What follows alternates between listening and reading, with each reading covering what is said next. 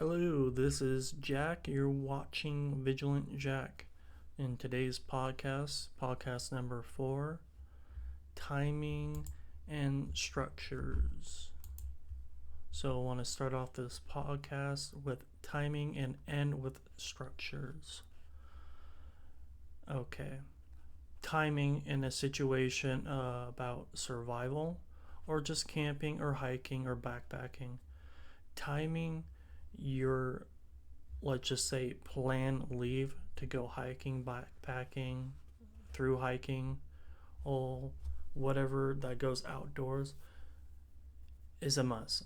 So if you plan to go on a hike for 3 days, time that hike where the weather is the best, or if you're specifically targeting a certain, time of the year, make sure the roads leading to there, and if you're being dropped off, that you can find your way back, or you're getting into another location to be picked up. And having something predetermined when you don't show up on time, what are the steps that the other person or people should take, if so, is a very good thing to do.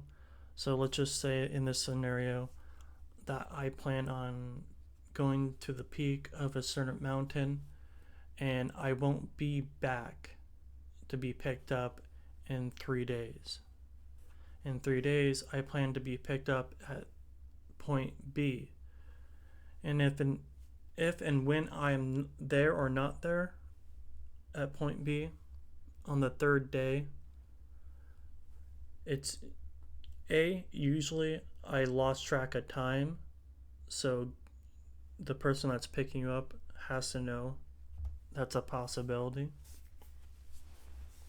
B, I have injured myself and I'm moving at a slower and slower rate, and it's non-life threatening, but I am moving slow. C, I am in great pain and need to be rescued. Most likely, for me, I'm a very, very mega cautious person, but that doesn't, stop the world from, turning upside down at one point and another. So, always keep a backup device to let people know where you're at or how to contact you. A good resource to use is a GMRS radio or a satellite phone. And keeping a signal flare or things to signal air traffic that you are in duress.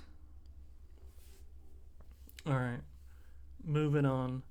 I do want to get into the timing of firewood and building materials. So, firewood and building materials are slightly different, but not really. One, firewood, you have to pick the right type of wood to use as a firewood. There is some wood that is not good for firewood. It burns up too quick, it gets too hot, or it just smolders. And it takes time to cure the wood. And what curing means is to let it dry and sit there and evaporate all the water in the wood so it can be efficiently used during either cooking food or keeping warm at a fireplace.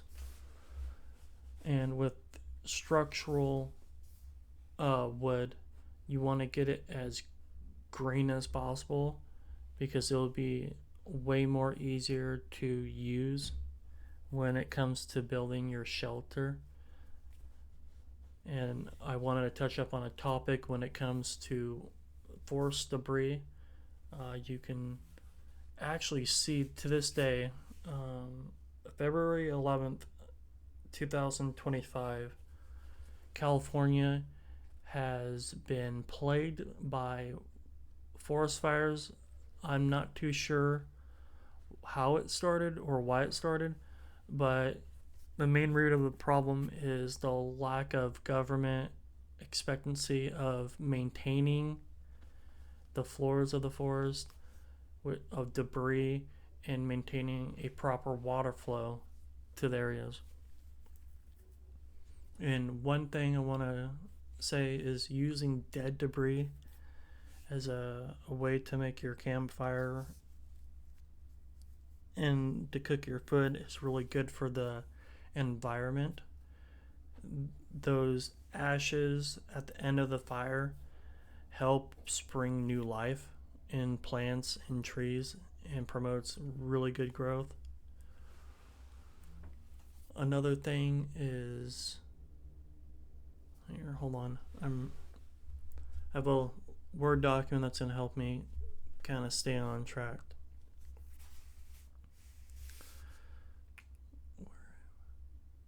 Where I'm at would be at, and so and then so to the other topic is timing with when you should stock up on firewood or similar materials. It's going to be when the demand is at its lowest, when you're gathering those wood or materials. Where I'm at would be at the end of spring. For others, it may differ. Wood needs time to cure and dry out to be used efficiently. Wet wood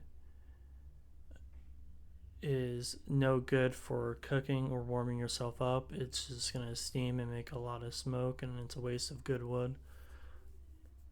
And when it comes to vegetables or produce, the time to plant and grow it is a differs from region, but for here in Oregon, the climates that you grow at are tiered, and there's multiple tiers and multiple times and seasons to grow.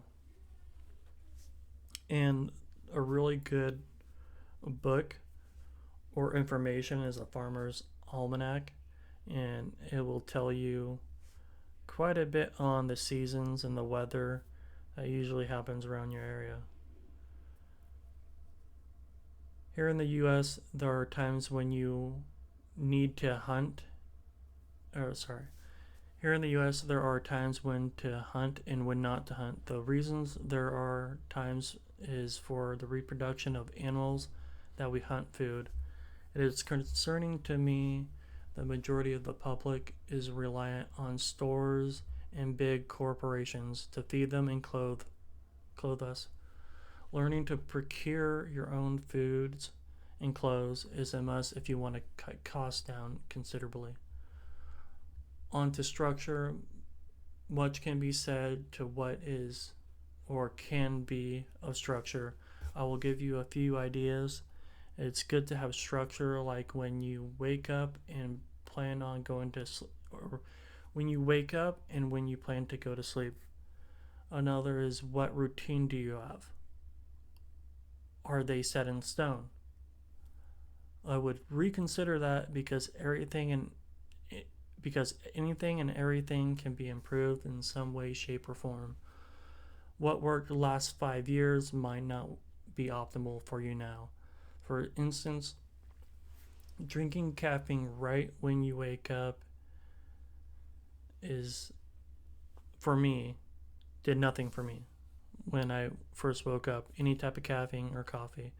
I researched a little bit on why that happened, and I learned I should at least wait 30 to 45 minutes after waking up to consume a cup of coffee or an energy drink in my situation. And I've learned also chemicals that are released during sleep don't essentially evaporate, i.e., 30 to 45 minutes after you wake up, regardless if you don't drink coffee or caffeine.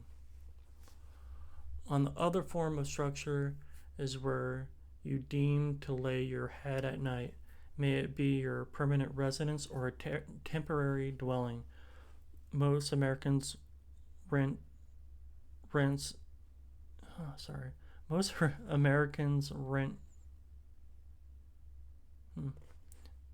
to many reasons, but I am going to focus on hiking and camping of this aspect of topic. The lure of quality will determine your comfort level in a fast-paced situation. But with time and knowledge, you can use your surroundings to elevate your predicament. If you backpack alone or in a group, things will vary. What you can bring and what can be done. For myself, I pack the 10 groups. I pack the 10 C's of survival items, and then work my way up to the more comfort items. There's a weight you do not want to exceed when going out for a short or long distances, so plan according. That's it for this video, and thank you for watching. This is Jack, and you're watching Vigilant Jack. Like and subscribe for more content of this sort. Every like and sub really helps a ton. Till next time, this is Jack, signing off.